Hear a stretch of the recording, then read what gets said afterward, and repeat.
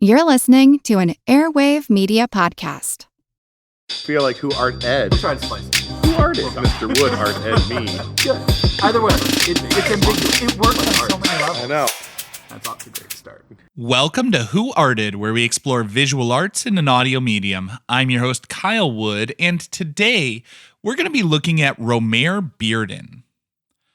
Now, let's start with a little bit of background.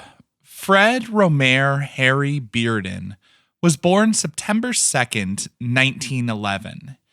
He was born in Charlotte, North Carolina, but very quickly his family moved to New York. I think he was just like 3 years old at the time.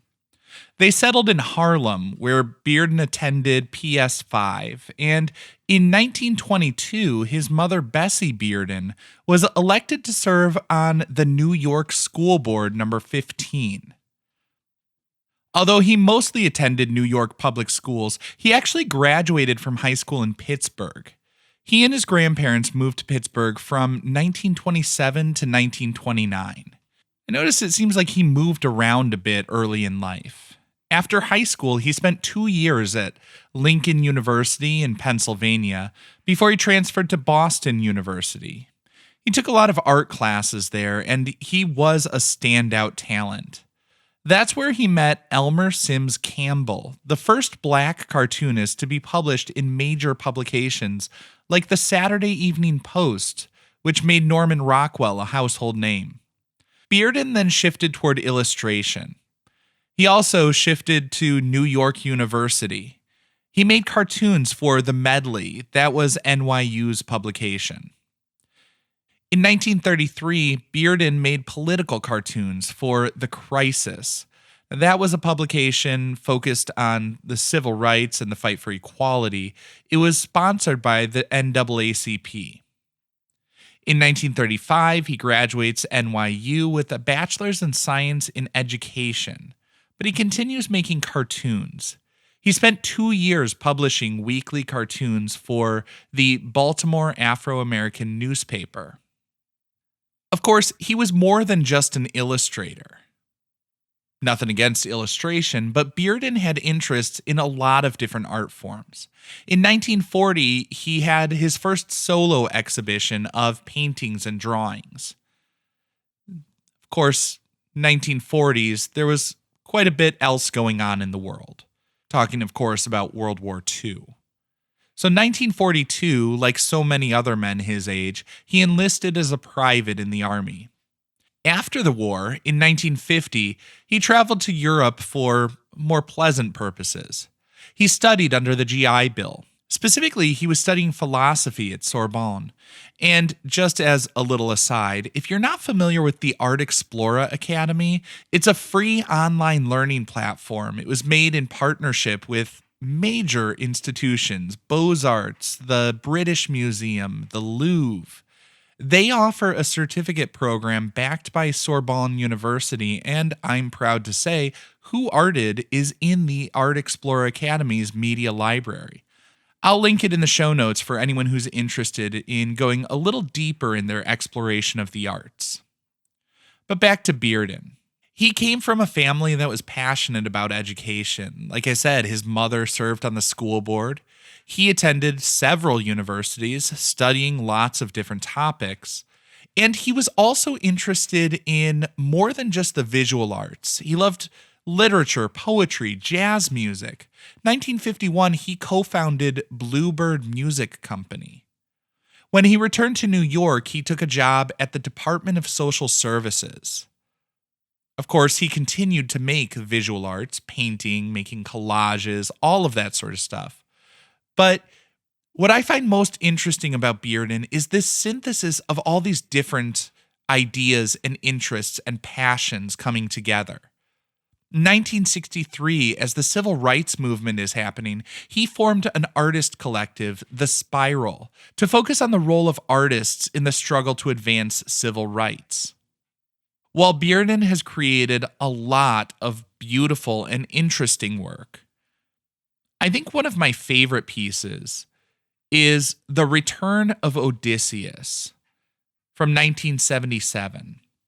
I should say, The Return of Odysseus is parenthetically titled Homage to Pinturicchio and Benin. This is a collage piece of Bearden's, and I think part of the reason that this specific work appeals so much to me is it's a synthesis of those things that I was talking about. His passion for education, his passion for civil rights and equality, as well as his love of the visual arts. As the parenthetical title would indicate, it's an homage to Pinturicchio's version, a painting that was made between 1508 and 1509. Now, Pinturicchio's was a fresco. It was painted directly on the wall. Frescoes are painted into wet plaster to make it very permanent, because the paint is a part of the construction of the wall rather than just applied as a top coat on the wall. That fresco was later transferred to a canvas. And in here, Bearden is taking that composition that Pinturicchio made. Of course, Pinturicchio's work was a Renaissance piece. It was referencing the ancient Greek, the story of Odysseus, the Odyssey. It's from the 28th century BCE. So it is one of our oldest surviving literary works. Now, if you're not familiar with Homer's Odyssey, the short version, and I mean very short version, of what's happening in this particular scene is it's the return of Odysseus. Odysseus, the hero of the story, had been gone to fight the Trojan War. He's been gone for 20 years, presumed dead. He gets home to see his wife, who's being courted by a bunch of other dudes. Rather than just saying hi and return to life as normal, he disguises himself to compete for her affections. I guess, he didn't want to win it by default. So he's put to the test. Naturally, he passes, stringing a bow, because I guess that's what it took to prove your identity and be a great person back then.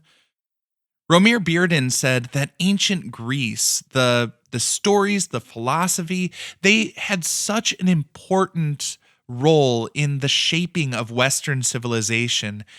He felt it was really important that anybody be able to connect to those stories. And so he wanted to make sure that anybody can see themselves in those stories. As Bearden reimagined the Odyssey, he made all the characters black. When he talked about this series of works that he made depicting the Odyssey, he said, quote, "It's universal. So if a child in Benin or in Louisiana sees my paintings of Odysseus, he can understand the myth better." Romare Bearden sought to rethink the classics in a more inclusive way because he understood that representation matters. This concludes this week's episode of Who Arted, part of the Airwave Media Podcast Network.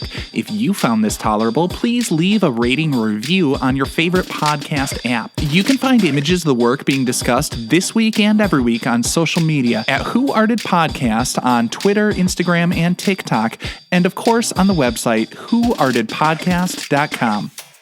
Podcast done.